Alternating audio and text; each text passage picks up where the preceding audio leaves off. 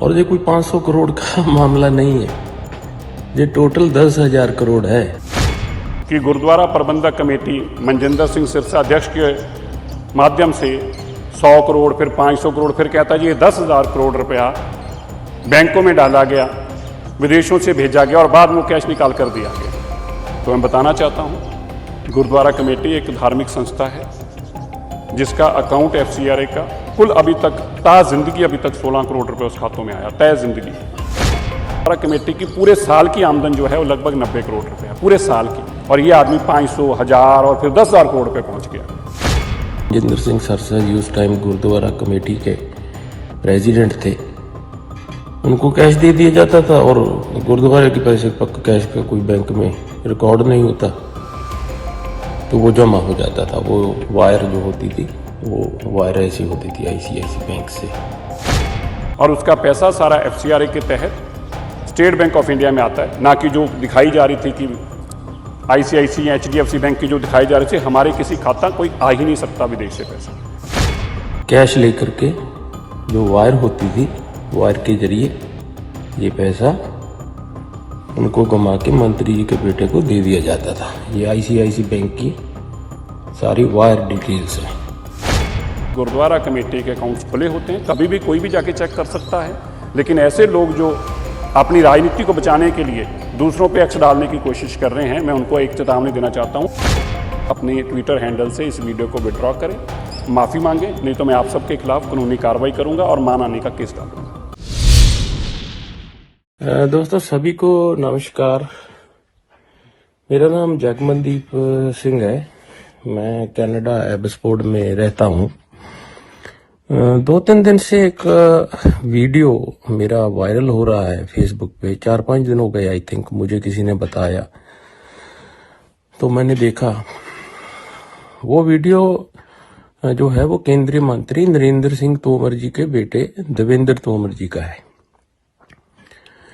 अब उसमें जो दूसरी आवाज है वो मेरी है, और ये वीडियो कैसे बना है उसमें मैं ना जाऊं। वो मेरे घर पे फार्म वाला घर है और घर का एड्रेस भी मैं बता देता हूं, 35826 साउथ पैरेलल रोड, वहां पे बना हुआ है। मैं उसकी रूम की भी वीडियोग्राफी करके डाल दूंगा।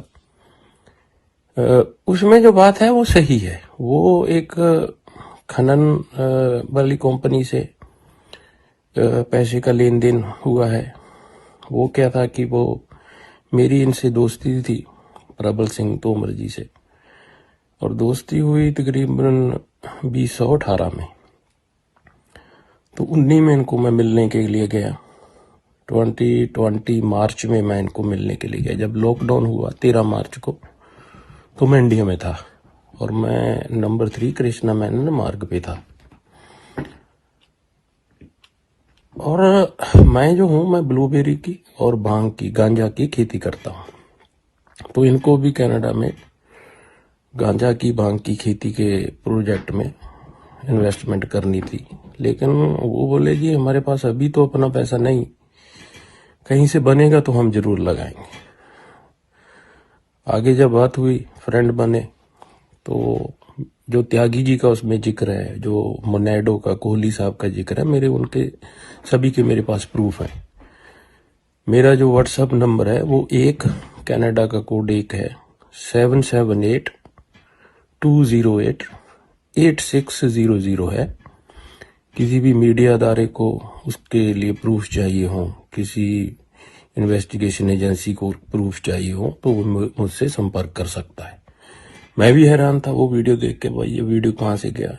वो वीडियो एक्चुअली मैं नाम नहीं बताऊंगा, क्योंकि मेरा जो पिछोकड़ है, पास्ट है। मेरे दादाजी बहुत बड़े फ्रीडम फाइटर, 23 साल उन्होंने इस देश के लिए दिए। पेप्सू अकाली दल की नींव रखी, पंजाबी सूबा के लिए लड़े, लेकिन मेरे पेरेंट्स इसमें नहीं गए पॉलिटिक्स में, तो मैं भी नहीं गया, तो कनाडा शिफ्ट हो गया। ये प्रबल सिंह तोमर जी की आईडी है व्हाट्सएप की, उनके साथ मेरी चैट है, आप ध्यान से देख सकते हो इसको। और इसमें जो पैसा घूमता था, वो मनजिंदर सिंह सरसा जी उस टाइम गुरुद्वारा कमेटी के प्रेसिडेंट थे, उनको कैश दे दिया जाता था और गुरुद्वारे के पैसे पक्का कैश का कोई बैंक में रिकॉर्ड नहीं होता तो वो जमा हो जाता था। वो वायर जो होती थी वो वायर ऐसी होती थी आईसीआईसी बैंक से, अगर वो दिखाई दे रही है तो, या फिर ऐसा होता था। ये वाला डॉक्यूमेंट देख सकते हैं अगर आपको नजर आ रहा हो तो। मनजिंदर सिंह सरसा जी कैश लेकर के जो वायर होती थी, वायर के जरिए ये पैसा उनको घुमा के मंत्री जी के बेटे को दे दिया जाता था। ये आईसीआईसी बैंक की सारी वायर डिटेल्स है।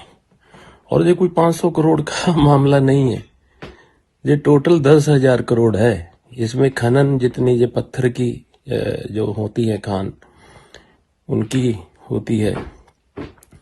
ये देखिए ये मनेडो का है, जो मनेडो का जिक्र चल रहा है कोहली साहब का, ये मनेडो का टेक्स्ट है। और इसमें मैं आपको अच्छा ये 100 एकड़ जमीन, ये उनकी जो देवेंद्र सिंह तोमर की वाइफ है हर्षिनी, उनके साथ चैट है मेरी। ये 100 एकड़ जमीन तकरीबन न्यू बंसविक कनाडा में इसी पैसे से खरीदी गई, लेकिन ये बेनामी कंपनियों के द्वारा जो है बेनामी कंपनी के ऊपर खरीदी गई। दूसरा उसमें एक पार्सल का भी जिक्र है, मैं वो पार्सल की भी, अच्छा वो पार्सल किस चीज का है, वो मेकअप के सामान और भांग का गांजा का पार्सल है। और वो पार्सल की डिटेल भी मैं इसमें आपको दे देता हूं। और जो वीडियो मैं अपना फेसबुक पे लोड कर रहा हूं, ये है वो पार्सल, ये देख लीजिए आप, ये वो पार्सल की रजिस्ट्रेशन है। और इसको मैं थोड़ा जूम करके अगर दिखा दूं सभी को, तो ये जूम किया हुआ वो पार्सल की डिटेल है। तो इसमें अब आगे अगर कोई पूछे भाई त्यागी जी कौन थे, है ना, वो मेरे दोस्त थे एक्चुअली, लेकिन वो जो है वो पार्टी लेके आते थे कि भाई इसको ये जरूरत है, तो ये अपना 100 करोड़ कमीशन लेते थे। कोई भी 500 करोड़ का पेस्टिसाइड का या बीज का कोई भी ठेका है। तो गुरुजी जो कहना वो मेरा एक तकिया कलाम है। गुरुजी कहना ये एड्रेस दिया उन्होंने कि पार्सल इस एड्रेस पे भेज दीजिए, ठीक है जी। अगर ये थोड़ा कैमरा धुंधला है तो कोई भी मीडिया हस्ती जो मुझे से कांटेक्ट करेगी, मैं ये वीडियो के जितने भी प्रूफ है उनको, एक वीडियो जो सोशल मीडिया पे डाली गई जिसमें ये कहा गया कि गुरुद्वारा प्रबंधक कमेटी मनजिंदर सिंह सिरसा अध्यक्ष के माध्यम से 100 करोड़ फिर 500 करोड़ फिर कहता जी ये 10,000 करोड़ रुपया बैंकों में डाला गया, विदेशों से भेजा गया और बाद में वो कैश निकाल कर दिया गया। तो मैं बताना चाहता हूँ गुरुद्वारा कमेटी एक धार्मिक संस्था है जिसका अकाउंट FCRA का कुल अभी तक ता जिंदगी अभी तक 16 करोड़ रुपए उस खातों में आया तय जिंदगी, और उसका पैसा सारा FCRA के तहत स्टेट बैंक ऑफ इंडिया में आता है, ना कि जो दिखाई जा रही थी कि ICICI या HDFC बैंक की जो दिखाई जा रही थी। हमारे किसी खाता कोई आ ही नहीं सकता विदेश से पैसा। और तीसरी बात, हमारे सारे अकाउंट्स खुले हैं। हमारे गुरुद्वारा कमेटी की पूरे साल की आमदन जो है वो लगभग 90 करोड़ रुपए है पूरे साल की, और ये आदमी 500, 1000 और फिर 10,000 करोड़ रुपए पहुंच गया। इसलिए इनका पर्पस केवल इसलिए लड़ाई लड़ रहे हैं क्योंकि मैं कमलनाथ के खिलाफ जो 1984 की लड़ाई लड़ रहा हूँ, कमलनाथ के केस मैंने खुलवाए, हाई कोर्ट में जाके वो केसों को मैंने दोबारा से खुलवाया SIT बनवाकर, और इसलिए इनको ये तकलीफ है और इनकी तकलीफ जायज़ भी है। पर मैं सारी दुनिया को, आपके टीवी चैनल्स को, सबको ये स्पष्ट करना चाहता हूँ कि गुरुद्वारा कमेटी के अकाउंट्स खुले होते हैं, कभी भी कोई भी जाके चेक कर सकता है। लेकिन ऐसे लोग जो अपनी राजनीति को बचाने के लिए दूसरों पे एक्स डालने की कोशिश कर रहे हैं, मैं उनको एक चेतावनी देना चाहता हूँ, अपनी ट्विटर हैंडल से इस वीडियो को विड्रॉ करें, माफ़ी मांगें, नहीं तो मैं आप सबके खिलाफ कानूनी कार्रवाई करूँगा और मानहानि का केस